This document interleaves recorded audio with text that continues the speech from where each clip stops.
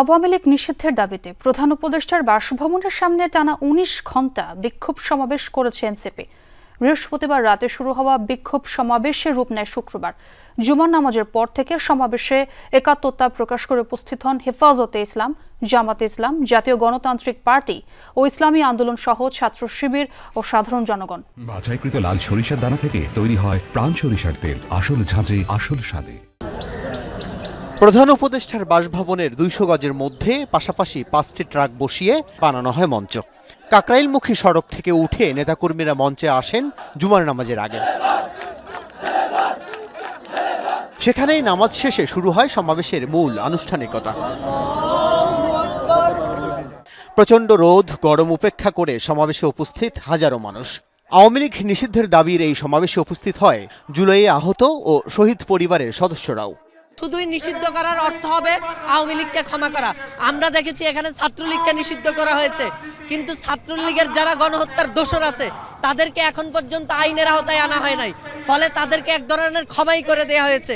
আওয়ামী লীগের বেলায় অবশ্যই আমরা এটা হইতে দিব না ইনশাল্লাহ। আওয়ামী লীগকে নিষিদ্ধ না করলে বাংলাদেশ শেষ হয়ে যাবে, কারণ আওয়ামী লীগ মূলত রাজনীতি করে না, আওয়ামী লীগ হত্যাযোগ্য করে। ৫ই আগস্টের সিদ্ধান্ত হয়েছে বাংলাদেশের মানুষ আওয়ামী লীগকে আর চায় না। আওয়ামী লীগ নিষিদ্ধ করলেই সব সমস্যার সমাধান হবে না, কিন্তু আওয়ামী লীগ নিষিদ্ধ করলে দেশের রাজনীতিতে একটা সুস্থ ধারা প্রবাহিত হবে বলে আমরা মনে করি।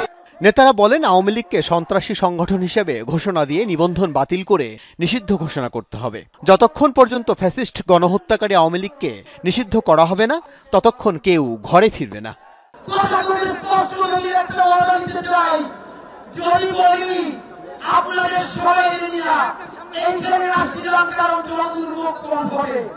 কিন্তু গণহত্যাকারী আওয়ামী লীগকে যদি নিষিদ্ধ করা হয়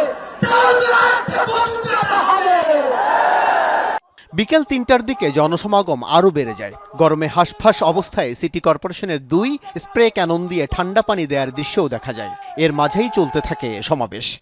আপনাকে আলোচনা করতে হবে স্নিগ্ধর মায়ের সাথে, আপনাকে আলোচনা করতে হবে ওয়াসিমের মায়ের সাথে, আপনাকে আলোচনা করতে হবে আবু সাইদের বাবার সাথে, আপনাকে আলোচনা করতে হবে যাকে রাজনৈতিক কারণে উঠিয়ে নিয়ে গিয়েছে ইলিয়াসের স্ত্রীর সাথে। ডক্টর মোহাম্মদ ইউনূস, আওয়ামী লীগ কোনোভাবে রাজনৈতিক দল না হয়। ৪টার পর রাজধানী শাহবাগ অবরোধের ডাক দিয়ে সমাবেশ শেষ করেন নেতাকর্মীরা।